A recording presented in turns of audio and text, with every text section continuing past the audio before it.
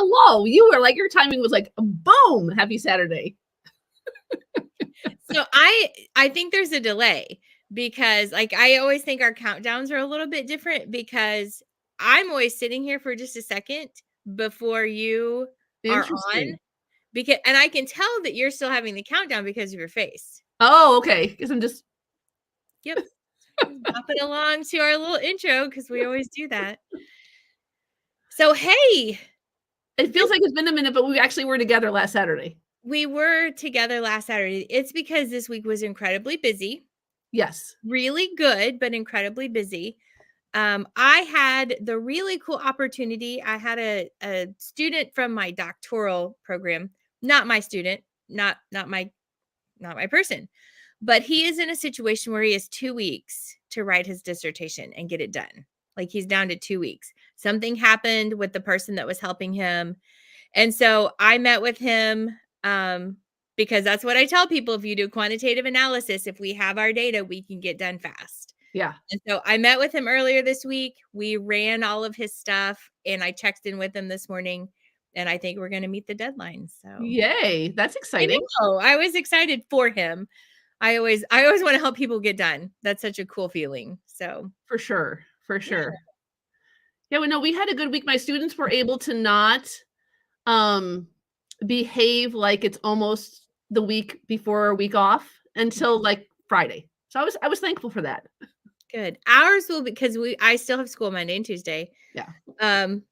I'm hoping it's calm. Gonna walk in and just expect whatever we get.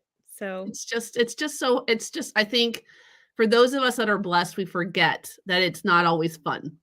You know, it is true. It is true. Some kids would prefer just to be with us at school. Yeah, it's just So, but it's nice to have the time off. You know, it is. I am also looking forward to having people in my house and seeing my family. So yes, and I'm excited to slow down and create in a different way that's just not for my classroom. You know. Yeah, absolutely. Yeah. I'm also excited for today. Yes. So we have our second ever Doodle and Chat Learns.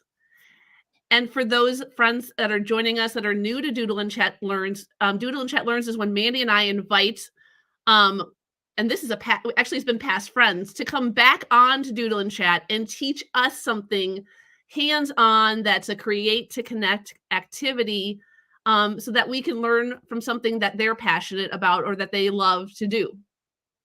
And today we have Ekuwah Mends Moses. And she is an educator and an author who develops and facilitates learning experiences for students, families, and educators. And today for us. She started her education journey in the same state that I live in Missouri. We actually talked about that a little bit off camera today. After graduation, she moved to Las Vegas, where she currently resides, to begin her teaching career as a 5th grade teacher. Since then, she's earned her master's degree in teaching and learning and has authored 2 books, My Name is an Address and Mama's Portraits of Me, The Legacy, Life, and Love of Artist Carolyn Coffield Mends, and has served as an instructional coach and program facilitator. Ekuwah loves to share about her family, history, culture, language, geography, and more. We're excited to welcome Ekuwah to Doodle and Chat Learns today. And the fact that I messed up her name is kind of important because that's what we're talking about today. We are. Good morning. Good morning. Thank you, ladies, for the warm welcome and introduction. And don't worry, I'm used to it. It's okay. It's not okay, though. It's not okay. So, Ekuwah. Well, thank you for jumping in and being a part of this. I know you're here with us this month, and I think we have a slot in December also where you're coming back a second time for more Ekuwah. And we're so excited because we hope to make this Doodle and Chat Learns idea, a consistent part of the monthly Doodle and Chat experience. We have a couple of Doodle and Chat friends with us today that are watching. I can see Anne and Kimberly, so they're excited to be here with us. So that's wonderful. Fantastic. So for friends that are joining us, this Doodle and Chat experience is a little bit different than usual. It's definitely hands-on, and we're going to chat and we're going to connect, and we're excited about that. But what you're going to need some supplies for this. I'm going to turn my camera on and Mandy's camera on. And what you'll need for this is you'll need a couple of sheets of paper because Ekuwah is going to show us a couple of different activities. She's got 3 lined up for us. I'm super excited. So you're going to need a couple sheets of paper. You're going to need some paper clips, a magnet. I just pulled one from the refrigerator. Yeah. It worked. Some scissors and a glue stick and some markers. I have my glue sticks. I about forgot. I got new ones. Yay! I'm not sure mine works, but I have one. We'll see. And markers. That's awesome, ladies. Well, mine was down. My glue stick was down to that bottom where, like, sometimes it falls out. Oh, yes. So there's still a little bit of glue in it, and I will use that. But for the camera, I didn't want to like pop the lid off and have that piece fly everywhere. So I got a new one. That's awesome. Well, I applaud you all for having your supplies ready to go. And before I get started, I want to just say to the audience, I apologize. I'm fighting a little cold at the moment with the change of the weather. So my voice doesn't typically sound like this, but I wanted to say that first. You can hear me. And I just thought, and this is just to tease a little bit. So change of the weather in Vegas. Are we talking like 100 to like 80? Something like that. Yeah. Well, actually, it's 50 degrees. I just looked at my computer. It's a little bit colder for us usually. That is chilly. That's what it is in Illinois too. It's about 50 right now. So. Oh wow. We go from using the air conditioner to the heater in the same day, and that just has not worked well with my body. So I apologize for that. But okay, ready to get started? Let's do it. Okay. So with these materials, I wanted to emphasize to educators, to parents, whoever may be watching that natural, authentic, and meaningful STEM is around us all the time. With even just basic things that we have around our home, we don't even realize that we can be a little bit more explicit by realizing, oh, I am helping my child or this child to see STEM in a meaningful way. And STEM stands for science, technology, engineering, and math. And I'm a little partial to the E of STEM. I currently teach engineering to 700, almost 800 students on a 6-day rotation here in Las Vegas. And I absolutely enjoy it because it's a joyous environment. I get to assist with self-discovery, and I'll talk more about that as we're going through the activities today. But with teachers, we typically focus on 3D teaching. That's the next generation science standards. We focus on the practices, the core ideas, the cross-cutting concepts. But I want to challenge us today to think a little bit deeper and go into student interest and student identities. So that way we get to 5D teaching of STEM. So with your piece of paper today, I want to challenge you to think about what are some things with just a piece of paper that we can do to build student identities, who they are in this world. We love it. There's lots of different things. And one of the first and foremost things that we teach, because again, I teach kindergarten through 5th grade, and all of them at the beginning of the school year and throughout the school year, I try to emphasize the importance of their names and who they are. Because one of the first things we learn is our name. Mm-hmm. And that can come with joy, and that name can also come with pain. But it also forms who you are. And so I want them to embrace their name. I want them to enjoy saying their name and carrying that name with pride. So the first thing I thought we could do together is to make a magnet maze. So I always like to ask the kids at the beginning of the school year, what is it you would like to create in engineering this year? Because engineers are the people who create the future. What would you like to create in engineering? And many of them say mazes. So on your paper, if you'll do me a favor, I've done a little sample for you here. And this is my maze. Here you go. You'll notice I did green for go. So if you have a green marker, put a little dot for go. And then I want you to choose where you're going to end, and that you're going to put a red little dot for stop or the end. And I thought because this is a doodle and chat, you could kind of doodle your path around your name. So if you'll put your name in the center of the page, and I chose to use all capital letters, but you can use whatever font that you like because you ladies are so creative with your font action and how you write.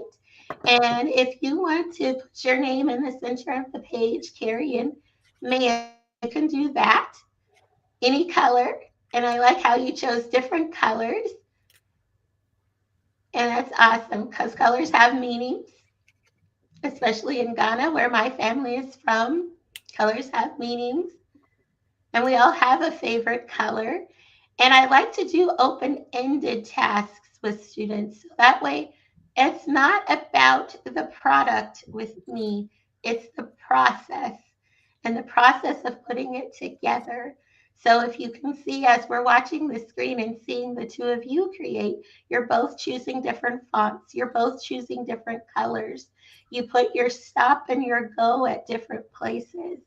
Now, I want you to use a different color than what you wrote your name in to do a pathway for a paper clip to find its way to the end. And I'll show you how to do that in a minute. So I created a pathway you can see with zigzags and swirls, and you can do anything creative you want to. You can also put some STEM connections in there or identity connections of things that mean something to you along the way. Like maybe on the pathway, you'll put some of your favorite foods or your favorite places or Love that.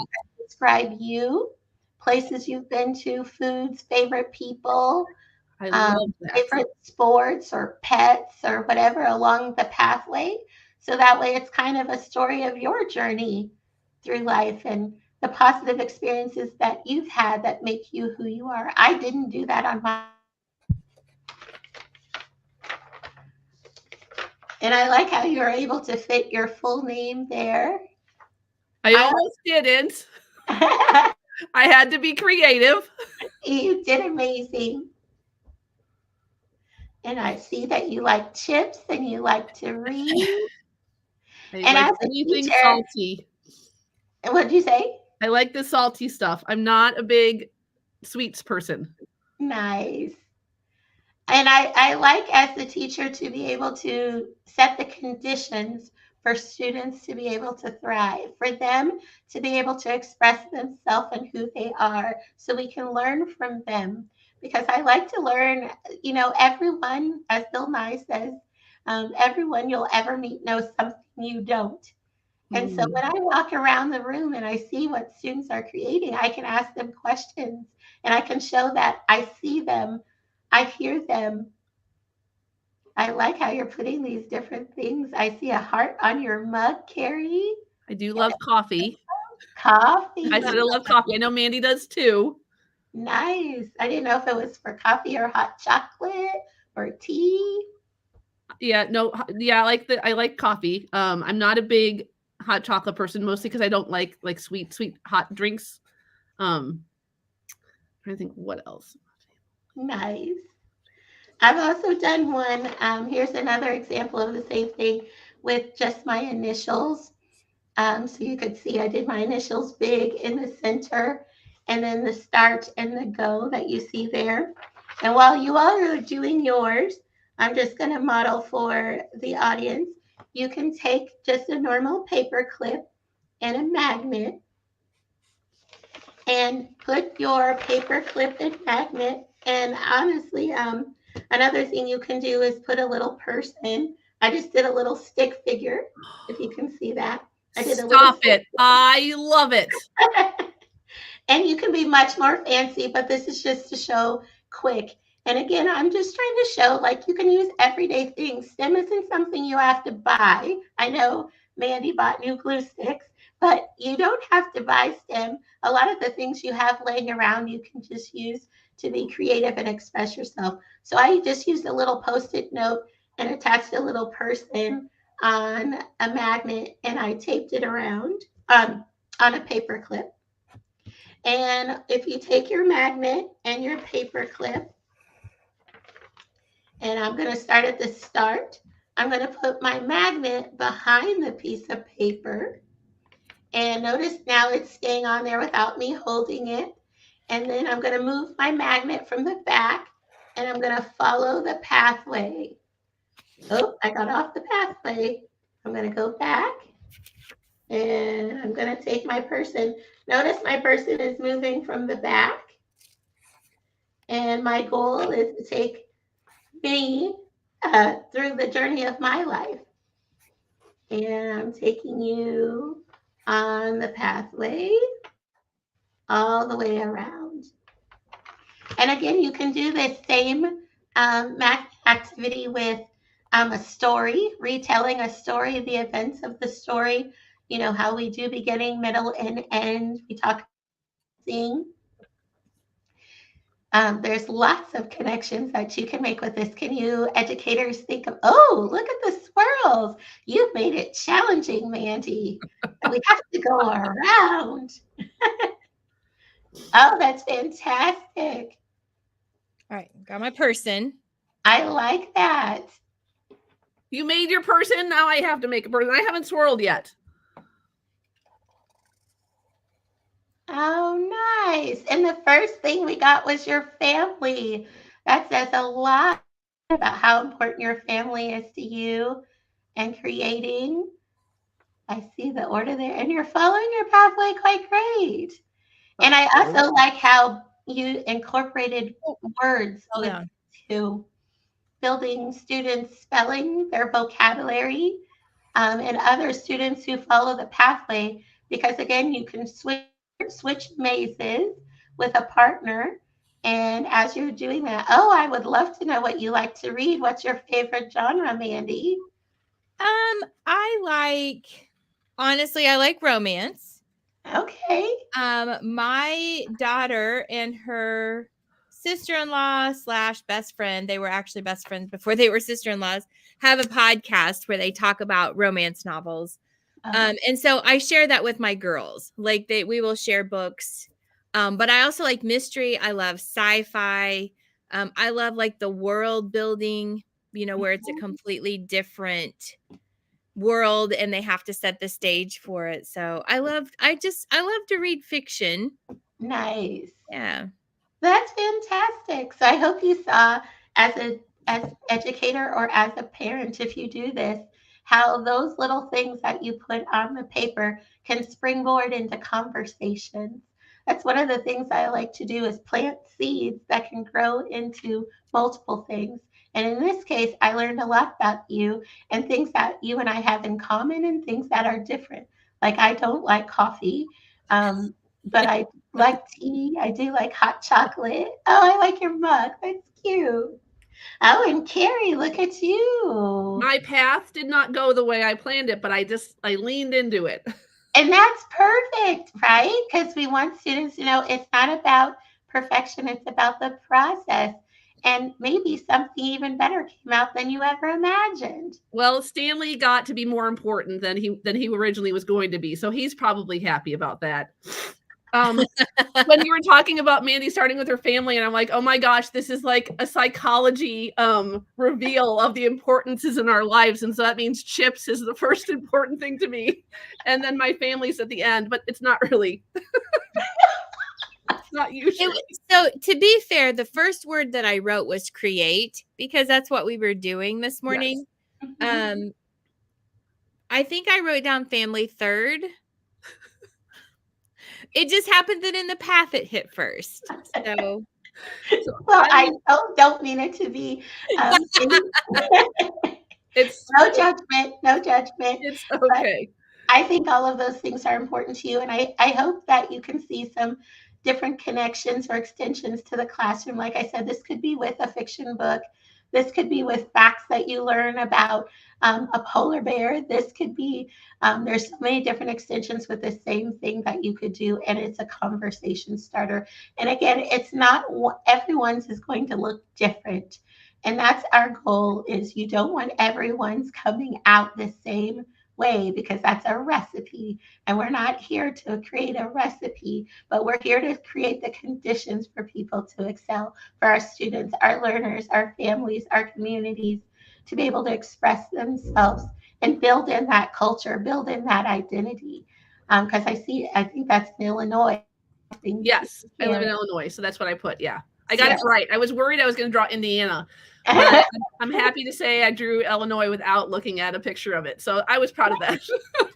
And we have students who come from all over the world, so it's important to acknowledge the rich things that they bring to our classrooms.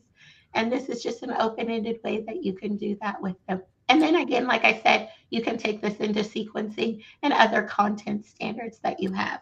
Well, you had also asked if anybody else had other ideas. And what I was thinking is, in my classroom, we do use an anchoring strategy where different parts, different colors and icons represent different parts of a paragraph. So you have your character, your setting, your problem, and your actions. And so this made me start to think about different dots in different colors, which would also help students who might have idea retrieval, problems. It would help them anchor in. Purple means, character. Red means problem. So let's put our dots on first. Mm-hmm. And then they have places in their brain where they can pull that information from. Yes. And then they could either tell it in order or not in order. And we could have conversations about what happens when we tell a story not in order or in order.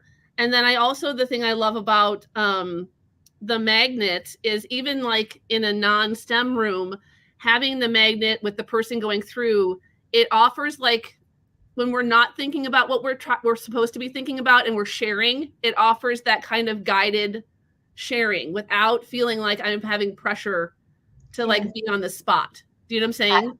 Absolutely. So I really liked that also. Oh, great. I love those connections, and you got my brain going with even more too. Well, and you've got me going too, because I'm even imagining the title of a book here, right? And depending on if you use anchoring colors for different parts of the book, you've got your icons, and then your little magnet could be the character. Yes.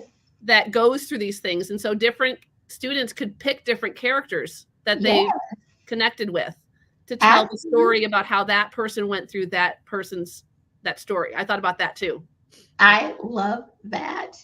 And what I really like about this too, as you're saying with the story, is, how many times we just have them take notes or use some kind of graphic organizer, which I'm not against graphic organizers. I think they're great, but this is another way of tapping into the most powerful part of the brain, right? And what the hand touches, I like this little visual, what the hand touches goes right to the mind. So we're using a more reliable when we do an activity like this, when we're tapping into the visual and the kinesthetic part. So that's great. Well done. I just love how easy this is. It's just a magnet from my refrigerator and a paper clip, and I used a Post-it note for my little person thingy. Yeah. And I can sit here and just play with this magnet and make my little person dance too. Make them dance. Yes. So great connection. Have a little and dance. Another thing besides a paper clip, I didn't want to make our materials list too long for today, but if classroom teachers or families have brads or brass fasteners, they also work. And I've done it with brass fasteners because, the brass fastener has a little post on it. So you can put the person on that, and then the brass fastener is a little round head. So you can follow it that way so it stands up that way. Yeah, because my guy keeps flipping over upside down. Yeah, I feel slightly obsessed to get the ratio of paper to paperclip so my person can look all 3D, right?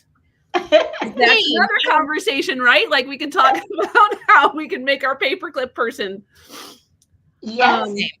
Well, and the whole paperclip person makes me also think, because I've got Stanley here, and in my classroom, my students create learning mascots. So internal versions of themselves that are like alter egos kind of, right? Yeah. And so that makes me think about like this little guy could be the learning mascot. And I mean, and then the name is here. It's just all kinds of fun things, you know? Oh, I love it. Yes, absolutely.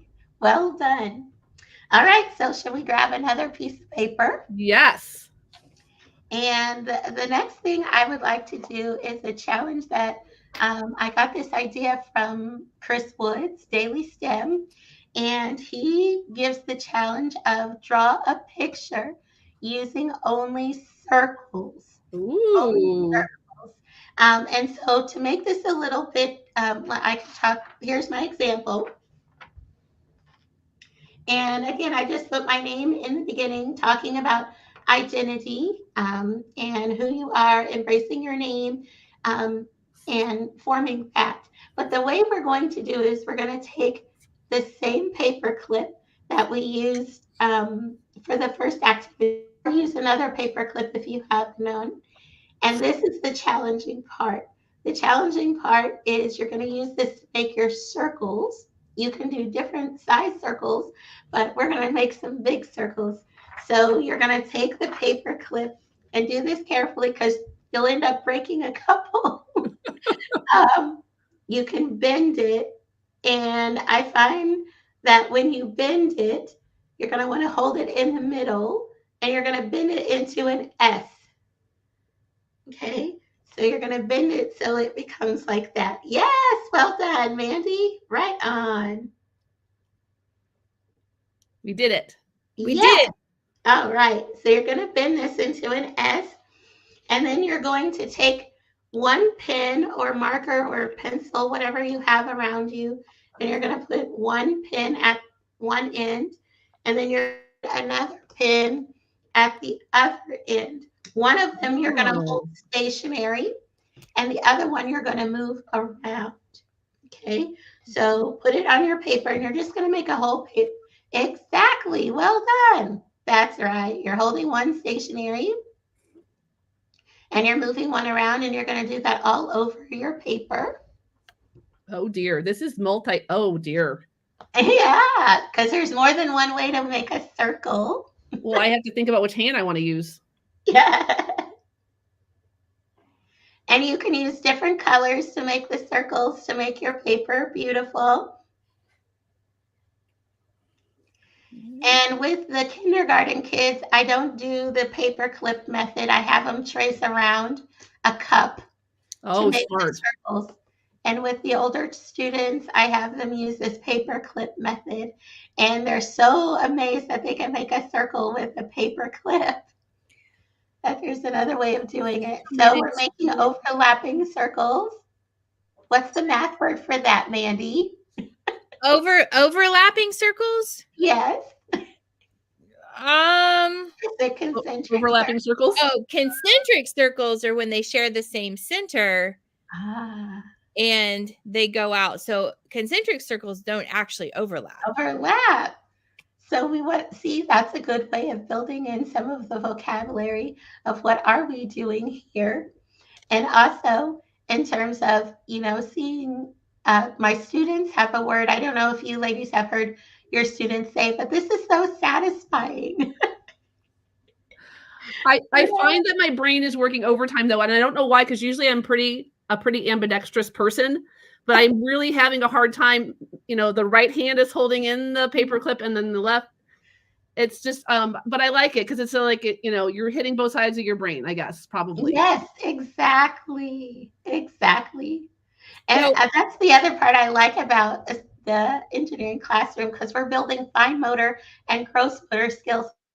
And that's really lacking in our students these days as they're spending more time on devices and not so much time playing outside those games that build those fine motor, because fine motor is developed through gross motor activities of, playing in different ways with different playground equipment and stuff, or balls, or, those games that we played a lot during our childhood.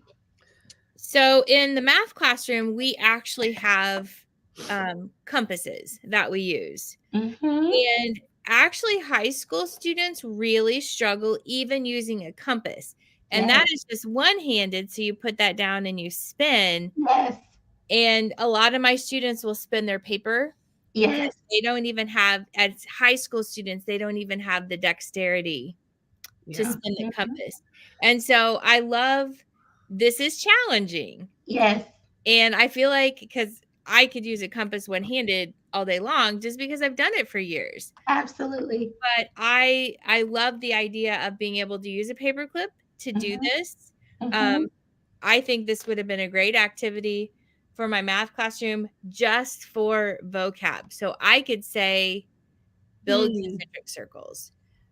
We could talk about, like, now we have this, can you put in a chord? Can you put in a tangent?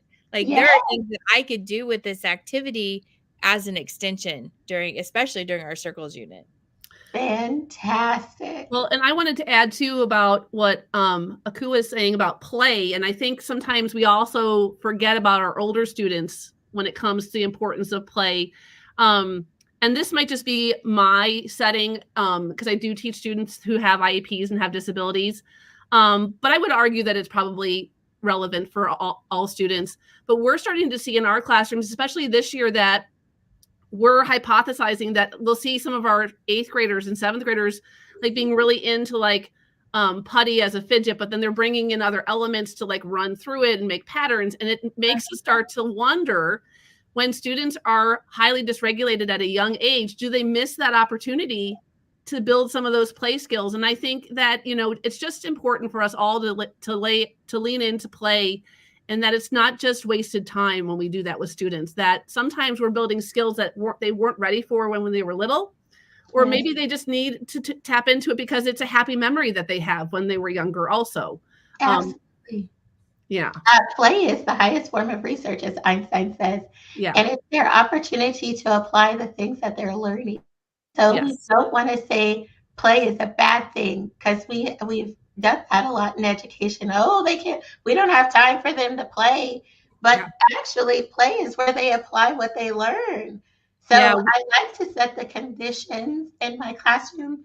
Sometimes people think, oh, they just play in there.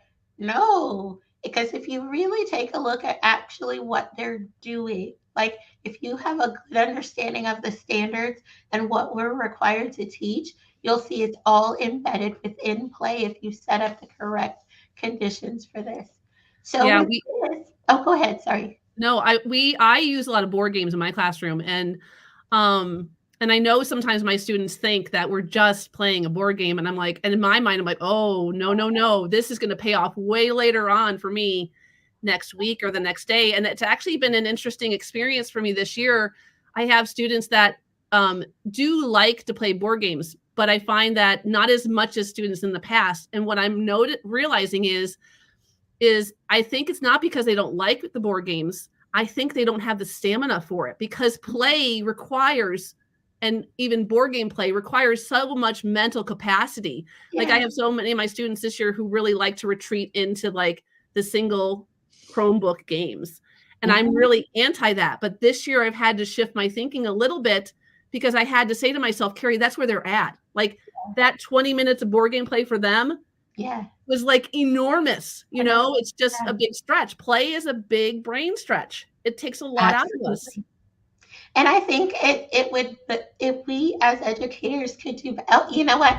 I have to say, Mandi, I like how you're filling it in with different swirls, because that's the next thing you can do is fill in your circles.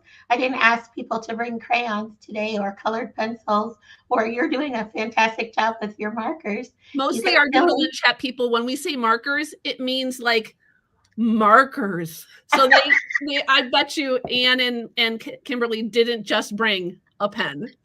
Okay, good. Yes, please feel free to fill in the circles. I like how your nose goes. This is another satisfying, is my students' word, satisfying activity you can do while students are needing to find ways to regulate their emotions. Because, a lot of times when we want to talk about calming students down at the end of the day, a way to process, a way to bring in conversation, coloring books are taking off now. people are exploring these even more, but this is a great one to bring in. And like I said, it was about the process of making the circles that is more important to me than actually what it looks like. But you all are being very creative, and it's a way of stretching their creativity also. I think piggybacking on what you said earlier, Carrie, about the board games too, and how people don't realize, I think as educators, we can be more explicit explaining it to parents and community members that this is what's happening. They are problem solving while they're playing. They are working on cooperative learning, how to take turns, how to share, how to think critically to solve. There's so many things that we could point out that would help us. Natural, authentic, meaningful, as Dr. Pashore, those three words are Dr. Pashore's words. Natural, meaning, and authentic family engagement. Families play games, but they might not realize the value and the connections to learning, so we can bring those out. And you all have done absolutely amazing with those. Now, I'm going to pause you for the interest of time, so that way we have time for a third activity. This same piece of paper with your scissors, and if you want to do a pattern, you can turn your paper over if you want to, but this same piece of paper can then be turned into a puzzle. So take your graphic and or your paper and cut it into, or you don't have to because you've made yours so pretty. But this would be a great puzzle. And you can do this with cardstock paper. You can do this with, something a little bit heavier, or you can use the back of a cereal box, cardboard quality. So that way you can make puzzles, and you can make puzzles with those cereal boxes too. So you can use the front of the cereal box, and you could do something like this on the back. So you have two puzzles in one. But puzzles are another great way. Natural, authentic, meaningful things that are around us all the time, things that we used to play all the time. You can put this in a little Ziploc bag and carry it with you in your purse. Families on the go who need something to entertain the kids outside of an iPad. These are very easy to do, and puzzles are great for problem solving, working together, putting things together, sequencing. There's a lot of great things with puzzles that you can do. And I see Carrie's cutting her piece into puzzles. You can do bigger pieces for the younger students and smaller pieces for older students. So I was going to ask, do you cut with the circles or do you just cut random shapes? Totally up to you. Okay. Yeah, I'll leave it open-ended, and you can see which one is more of a challenge. And even with my own kids, one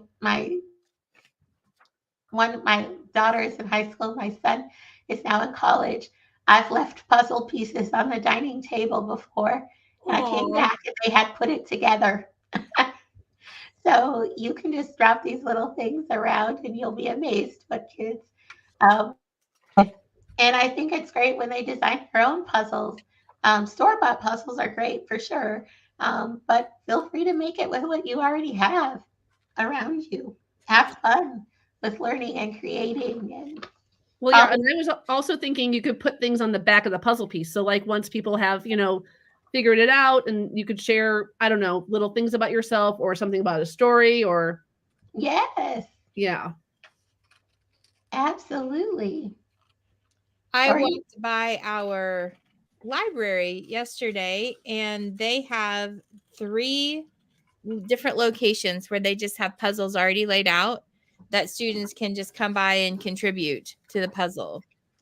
That's awesome. Awesome. Yeah. In the years past, I don't have it this year, but I had a table dedicated to like hands-on activities, because oftentimes the students that I work with have trouble socializing during passing periods. And so having a game or a puzzle or something to draw at a communal table was beneficial to them, because it just facilitated at least parallel time together, right? And then if conversations happen, that was a bonus. But this would be fun too, to have the whole class create a puzzle, or maybe the teacher does it first, and then the students could create their own. Yeah, absolutely. And again, the cultural piece of this is sometimes students will put things that mean something to them in their puzzles, or something from their culture or their home country, or something that represents their family. So again, it's open-ended, so that way students can bring their own identity and their own voice into it, and you can ask questions about that.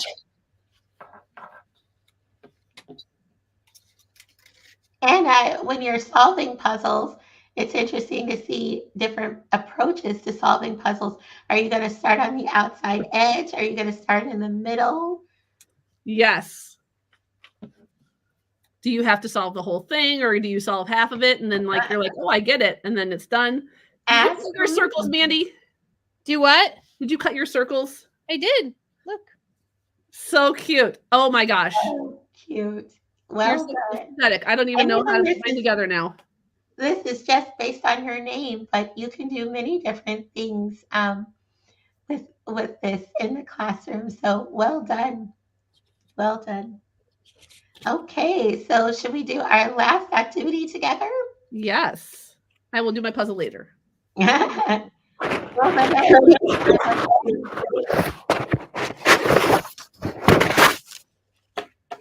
Oh, there we go. The next thing I wanted to share with you is, now that we've talked how to bring our teaching from 3D, like I said, to 5D, so why don't we bring our names to 3D? And is what I created. If you can see, I brought my initials, and I just did my initials today because of the size of the paper that I'm using, and I wanted to make this a little bit easier to understand. So this is my initials in 3D, pops off the paper. And what I didn't do, again, for my Doodle and Chat friends, is you can doodle around about things about you. You can put, your flag of your home country, your favorite food, your pets, and you can decorate the page more after you do this. But this uses the tab technique. So the tab technique, and I want to give a shout out to Chuck X.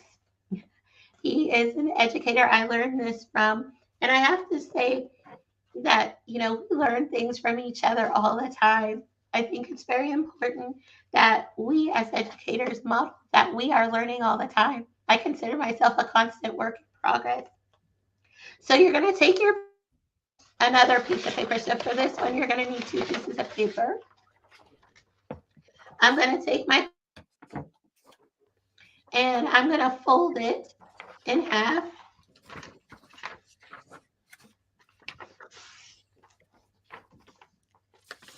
My kids would say fold that in half, hamburger style. Yes. I'm always confused between the hot dog and hamburger. I've heard that so many times. So I'm like, I don't know. Is it hot dog? Is it hamburger? I don't know. And then we're going to fold it one more time. So math teacher, now we have 4s. Mandi was a former math teacher. Now she's an assistant principal. That's why I'm saying what I'm saying. And we're going to fold it one more time. And so you'll see our strips are about 1 inch, 1.5 inches. And when you open it up, you have different levels, right? So you're going to take your scissors and you're going to cut those now, please. Cut those on the folds that you made.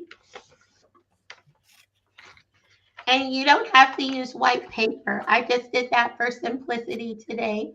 But Chuck has shown some beautiful student examples with colored paper that you can use. And for what I showed you all today, I used some musical paper. I had some old stationery in my house that looks like this. It's musical paper, and I cut it and made strips. I used to play the saxophone when I was in high school. I did put that in my book. My name is an address. If you see on letter U, I used to play the saxophone when I was in high school. So music is a very important part of my life. Again, both of my books are nonfiction. Both of them took lots of things from my everyday life. I was very fortunate. My mother was a professional artist, and so she was very creative and did a lot of things, including this is my sticker book. And on my sticker book, you can see my name here. And I put this sticker book in my book. She was very particular about making sure, though my name was Ekuwah and I was born here in America, she wanted me to make sure I knew and loved my name. So she put it on my picture book, and we made lots of things together.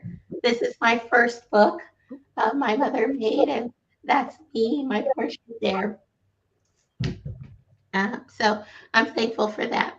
All right, so now that you have your strips hopefully cut out, good job there. I see Mandy is already doodling. Way to go, Mandy. I was doing this before we cut, and then after I started cutting, I'm like, nope, I should have just gone ahead and put something on my paper. So it's okay. That's okay. I love the beauty of this. You're going to take the strip that you just cut out, Carrie, and you're going to take it and you're going to fold it in half. And the reason we fold it in half is because we want our tabs to be the same height and for them to sit on the paper in a nice. So take that and now cut it in half. You're going to take your scissors and you're going to take your scissors and you're going to cut to the fold in the middle.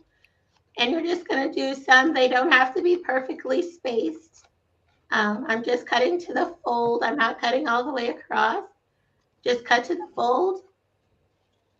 And you can, people who are a little more precise, if you want a certain number, you can do that. Now I'm going to take my strip that I just made, and those tabs are going to appear when I fold it. Front, back, front, back. And I say that with the kids and they start chatting, repeating after me. Front, back, front, back, front, back, front. So now I have tabs. Now on the other piece of paper that you have, we're going to start gluing these down. Now to glue them down, we need to write our initials on the paper first. So I'm going to put my E and my M really big on my paper. You can use a pencil so that way it doesn't show up, or if you're okay with it showing up, that's fine too. My first name, Ekuwah, E, and my last name, Mends Moses, both start with an M. So I put my initials on my paper. And these tabs are now going to lay on these that I just drew. So I'm going to take my glue stick and I'm going to put my glue on the line that I did for my E. So I'm going to put the glue on the paper first. And then I'm going to lay my tabs on that glue. Good job, Carrie. Thank you. Gluing it all up. And I see Mandy's choosing to put glue on each tab, and that works too. The beauty of this is there isn't one. You're such a math teacher. What's that? I'm teasing Mandy. I said, you're such a math teacher. Such precision. Yes, because that's one of the math practices. And yes, and the challenge there, you see, Carrie, is making that C. You've got some corners. You've got to fold and turn your tab so that way it fits. And Mandy, you're doing a good job of cutting it to shape it. Yep, cut those tabs right on down. And you're bringing your name to life, bringing it in 3D. Your name is going to pop off the paper. Your future is so bright. Oh, and shaping it up. Good job. I like that. And again, you can use different color paper. You don't have to use white. I just wanted to keep it simple for today. You can use any kind of color paper you have. And like I said, I've had this paper in my house. Ladies, you won't even, maybe you won't believe because you're educators. I've had this paper for over 20 years. I've had a parent who donated some old stations to me, and I've had a stockpile of it for a long time. And you never know when you'll use things again. You can always use things in different ways. So as a learner, because this is my personality, so as a learner, I think I would want to fold it in half and then color, because now it bothers me that I have color on some of my tabs. Oh. Now, if I position this the right way, that color is down. So I see that now. Nice. I don't think I would want the color on to show on the paper. Like, I think I would just want it to be on the 3D part. And that's the beauty of the open-endedness, because as an educator, I don't actually mind whatever way you choose to do it and how you express yourself. I want you to take the idea and make it your own. I want you to innovate, because at the end of the day, we don't want people who can just follow things. We want people who can create something new, to make it better, to elevate our idea. And as an educator, I'm not threatened by that. I'm actually excited. I want to cheer for you. I like when students take things and they bloom and they take it in a way I never imagined. No, I really like this, Mandi. I could see even like Zentangling the whole background. Yep. And then like using black paper. Oh yeah, that would be on top of it. And maybe even exploring thinner pieces of paper so that your tabs are less predominant. Yep. Yeah. This also reminds me of like quilling, like paper folding. Like swirling. This reminds me of that, which is also really satisfying to me. Like the paper folding and things like that. It is satisfying to me too. That is one of the things that I used to create when I was younger, the paper quilling.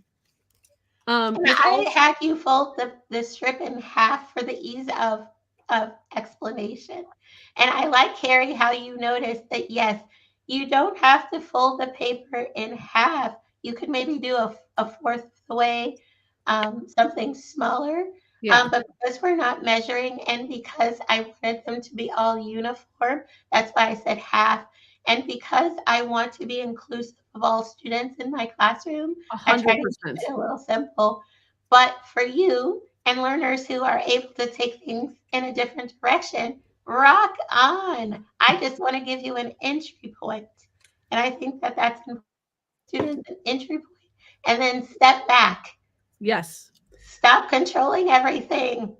Well, and if you made this too hard, we wouldn't be inspired to take it further, right? So like, because we feel safe. Yes. We are okay with saying, oh my gosh, what about this idea? If we didn't feel safe, then we wouldn't want to share that with you. We'd be like, that's nice, Ekuwah, and never use it again, you know? Yes. So I like that word that you said about feeling safe. And that's what we want to do with our at home and at school, is create an environment that is safe for students to explore, for them to take something and run with it, to make it better than we ever imagined. That's how we're going to make our world better, is take what we're doing, learn from it. That's what engineering is, figuring out how something works and how we can make it better. Right. And we also, I mean, and also it's, you know, you've created a project with the way you explained it to us, that is accessible to multiple different dexterities and coordination levels too, which is important to remember, I think, as well. Absolutely. Absolutely. That is one of I put a lot of thought into each one of my lessons, because I do teach all students in the building, with all needs. And so I want to make sure that all students are able to and accelerate or feel comfortable with whatever. If you feel comfortable doing it just the way I said, do that. If you want to take it to a level that I didn't describe, I'm great with that. It's all about the process and not the product. Agreed. And that thinking that we want to do. I like how you're coloring the side of your letters. And again, you can do all kinds of creative too. The other thing is this paper folding technique of the tabs. There's a lot of paper folding techniques. If you look, lots of STEM educators have lots of different paper folding anchor charts and bulletin boards that they've created of ways to use paper. I think it's important that we show students ways to be creative with basic things that they haven't even thought about. So today I showed you 4 different things with just paper. And I like to take one common everyday object like paper or cups or cardboard and ask the students, what can you make with this? I did it with the cups. Maybe the next time I come, we'll do it with a different material besides paper, and show you how we can explore just one thing and take it. And I said on Daily Stems podcast that George Washington Carver was one of my favorite STEM heroes because with just the peanut, he was able to take it in lots of different directions. And we want to do that with our students for them to be flexible thinkers and to take lots of things in different directions. We took just a piece of paper, we just took our name and we took it in lots of directions. And that's what we want, students who are flexible thinkers, and we honed in on their interest and identity too. I love it. And Mandi, when you tilted it like that, it reminded me of our like accordion sketchnoting. And then I'm like, maybe this can be a classy that we do where we take the 3D folding and put words on it, which would be complicated, but maybe. I don't know. I love it. Yes. And take the tabs in all kinds of directions. Take the tabs into mazes too. If you have cardboard, take the tabs and you can make a marble maze. Yeah, for sure. Love it. Yeah. That's awesome. Well, thank you so much, Ekuwah, for your time on this Saturday morning and for joining us again on another Doodle and Chat. I'm doing this wrong. Hold on a second. What do I want to do? Remove. That's okay. It was a cool up front or up close. Wait, what have I done? I'm in a rabbit hole. Hold on. We got it. Yay. There we go. Hey, there we are. It's so cute and I love it. But I mean, also like the 3D thing that we just did, it also like shouts to me like artistic accessibility. Like, so it reminds me of like what kids would do on an iPad where you'd take a font and you'd really raise it up and then you'd have the background and the lower ground and the foreground.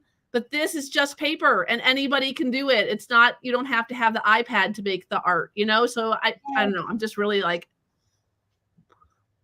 thinking. Oh, I love and that. Anne, I agree. Anne says it was amazing and her mind's exploding with ideas. Absolutely the same.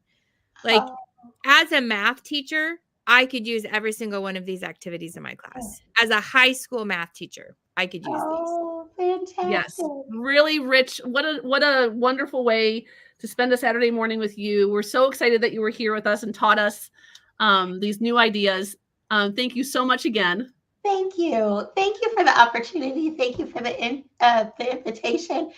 It's a pleasure. It's a joy to share with you. I like working with other educators and learning from you too, and all the extensions that you provided too. I think that's fantastic. I love the synergy. I love it all. So thank you, ladies.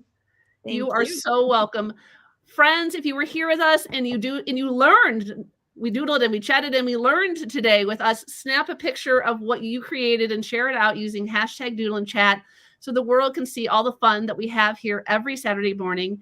And then we're taking next Saturday off for the holiday weekend in America, at least. And then we'll see everybody back here. I've got my calendar out. I'm a little prepared. Back here December 2nd for our December Doodle and Chat Classy. And then be sure, if you haven't, subscribe to our newsletter so that you never miss all of the fun that we're having here on Doodle and Chat. Ekuwah is joining us back here again in December. So if you love this episode, you'll want to join us back here for that as well. And we will see everybody in December. Have a great Saturday. Bye, guys. Bye. Bye-bye.